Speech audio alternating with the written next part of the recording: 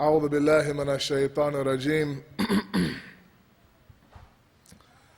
بسم الله الرحمن الرحيم الحمد لله رب العالمين والصلاة والسلام على أشرف الأنبياء والمرسلين مبير الظالمين رحمة للعالمين أبي القاسم محمد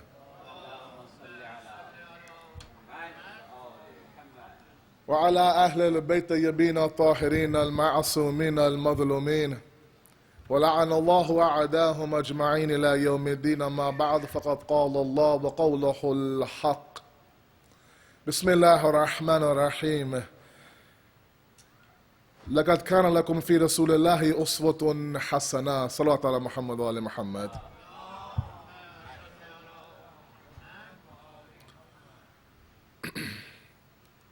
Our discussion has reached its fifth night, mashallah. And we had introduced a topic some 5 days ago about this concept of living an Islamic life in America. And we discussed initially that we have to identify the appropriate dimensions and the appropriate ingredients in attempting to make this goal happen.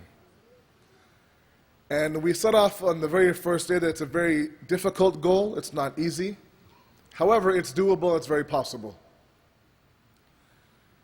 And we spent 2 days initially identifying the roadblocks and the enemies that will block our progress, that will not allow us to live this Islamic life that we are so eager to live.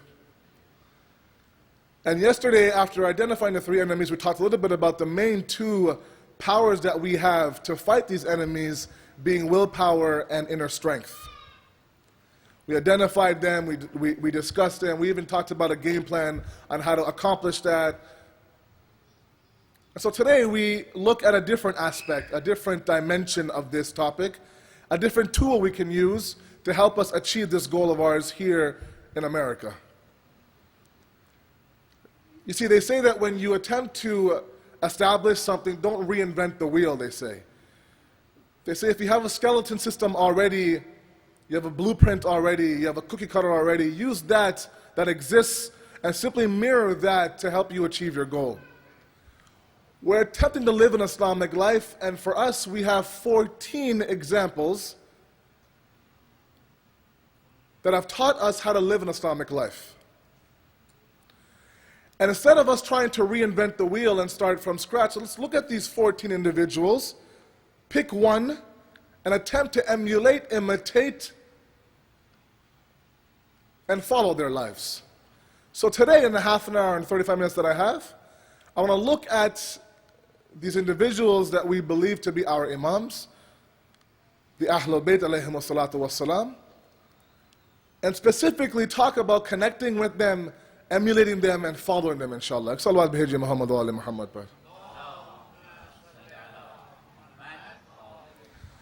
The ayat I read from you was from Surah Ahzab, ayat number 21. When the Quran says that in the apostle of Allah you find what's called uswatun hasana, an outstanding example in the Prophet's life. Mufassirin like Allama Tabatabai in his Tafsir al-Mizan, or Ayatollah Nasr Makam Shirazi in his Tafsir Namuna, talk about this idea that the Prophet of Allah, the Ahlul Bayt, the Imams for us are guides. And everything they do for us is a sunnat for us to follow. The problem lies in this concept that we have elevated the Imams so high that we can no longer emulate them. That we've placed them on this pedestal that's so high where we applaud them and we love them and we respect them, we mourn for them, we praise them, alaykum salam, but we don't follow them. We don't emulate them. We believe that they were perfect beings. I can never be that way, so me praising them is enough. This concept is incorrect. The Quran is flat out saying this Rasul of yours is an example for you. His lifestyle is an example for you. Yes, I will agree with you, there are many aspects of their lives that you and I cannot emulate. And that's why they are who they are. That's why we don't have the belief that our Prophet was this insan, this ordinary man, like other sects might. That's why we don't believe that the Imams were just individuals who were selected by the Prophet and so on and so forth. No, we believe they were infallible beings, chosen by Allah subhanahu wa ta'ala. And what makes them different from you and I are those aspects that you and I cannot emulate. For example, one of the laqabs of Rasulullah is Rahmatul lil Alameen. He is the mercy of all the worlds, they say. If you and I attempt to emulate this laqab, we can't do it. We have a tough enough time being merciful to the person beside us, or to our family members, or to ourselves sometimes, let alone all of mankind. Mawla Ali is known as Amir al-Mu'mineen, the commander of the faithful. Again, you and I cannot emulate that laqab, that title of his.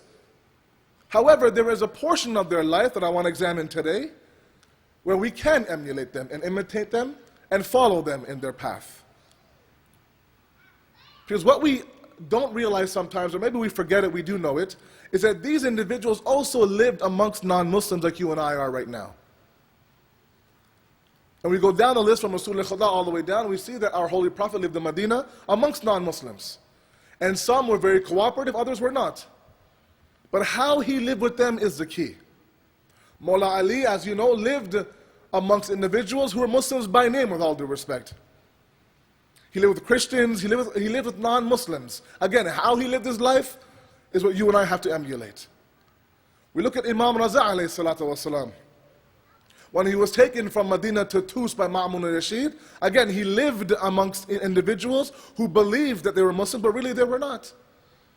Our 11th Imam was born in Medina. 1 year later, he was taken by Mutawakkil to Samara. Again, lived amongst the individuals like Imam Raza lived. These individuals who we're trying to emulate and who really are guides for us are people who have lived in the same situation that we have amongst non-Muslims. It's not like they had a perfect society. It's not like they were surrounded by the ultimate companions. It's not like they lived in a law which followed Sharia through and through. Absolutely not. They had struggles, they had difficulties, a lot of tension, a lot of pullback from the people around them, just like you and I do. And so it would only make sense that one of the dimensions in attempting this goal is to emulate their lives.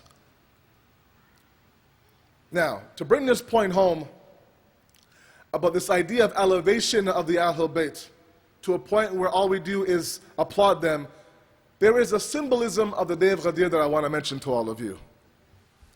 My teacher in the house one day mentioned this to me. It was very beautifully put. I thought I'd share it with all of you today. As all of you know, the day of Ghadir is a very important day for all of us. It is the day of the declaration of the successorship of Amir al-Mu'mineen. It's a huge gesture and a huge Eid for us, mashallah. In Iran, a week-long celebration they have on Ghadir. One of the biggest celebrations of the year. And rightfully so. And the story and the historical story of this, of course, all of you know, mashallah, is that after our Prophet left the last Hajj with this massive caravan and group and qafilah, he came to a point called Ghadir Khum. And there, Surah Ma'idah was revealed, an ayat of it, saying that, Ya ayyuhar rasul, balligh ma unzila ilayka min rabbik. Then look, reveal to these people what has been revealed to you by your Lord. He stopped, and the symbolism is here. He waited for those who were ahead of him to come back,